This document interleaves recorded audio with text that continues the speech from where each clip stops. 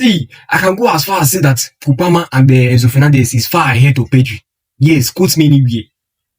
Quote me anywhere. Since you want to since you guys just want to go crazy.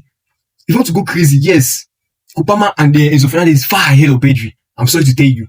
See, I love the fact that Premier League fans are beginning to realize that all these people that are supporting La Liga are being delusional. How can you be comparing two players with different positions? They're playing different positions. How can you be comparing those two? Bruno, nah, it doesn't go to that level now. Is it in terms of goals? Is it in terms of assists? Is it trophies? See, when they go this kind out too, because as they compare any you can compare it to any midfielder with Pedri, and that same midfielder will perform well. We have very good performance against Pedri.